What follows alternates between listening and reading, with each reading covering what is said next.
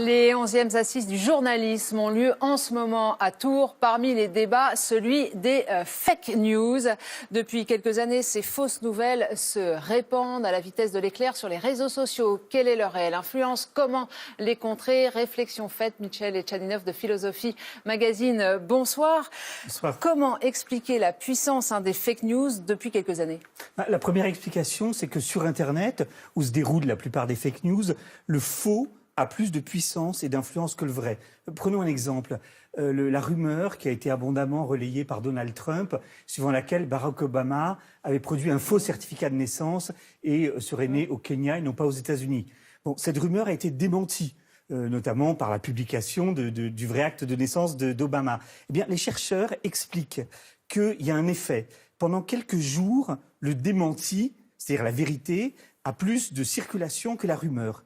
Mais au bout de quelques jours, ça s'apaise et c'est la rumeur qui, à nouveau, devient ce qui circule le plus sur Internet. Ce qui signifie que le faux a comme une sorte d'immunité sur Internet par rapport à sa réfutation. Est-ce que ces fausses nouvelles, ces fake news sont synonymes de mensonges?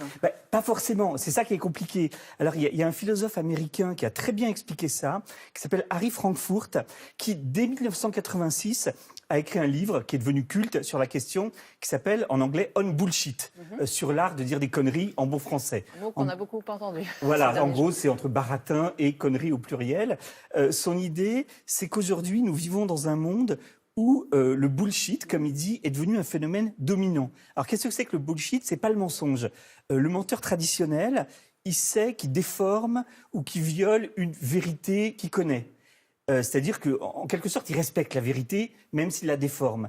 Celui qui prononce du bullshit, ça lui est totalement indifférent. Que ça soit vrai ou faux, que ça corresponde au réel ou pas, ça lui est égal parce que ce qui compte pour lui, et on pense évidemment à Donald Trump, c'est l'effet que va faire son discours au moment où il le prononce. Donc en fait, les catégories de vrai et de faux n'ont plus du tout de sens. Et c'est ça qui est agréable d'ailleurs pour celui qui prononce du bullshit, c'est qu'en fait, il peut laisser parler son improvisation, son imagination, donner des images assez amusantes. C'est qu'en fait, il n'a plus du tout de rapport au réel en tant que tel.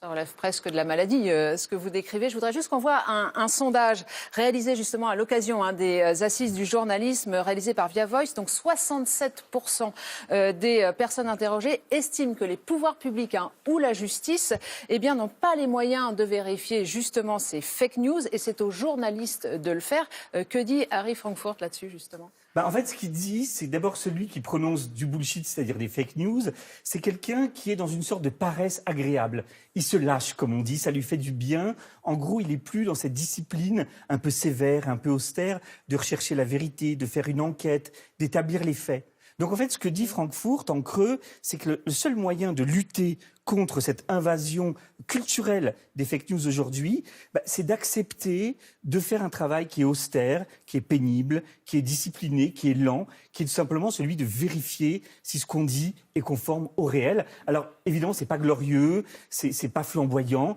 mais c'est notamment à sa place. Oui, c'est le travail du journalisme et heureusement, enfin, c'est totalement indispensable.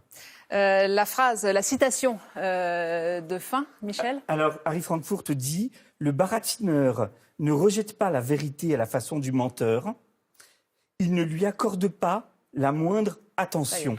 C'est pourquoi le baratineur est un plus grand ennemi de la vérité que le menteur. » Alors je relis, le baratineur ne rejette pas la vérité à la façon du menteur, il ne lui accorde pas la moindre attention.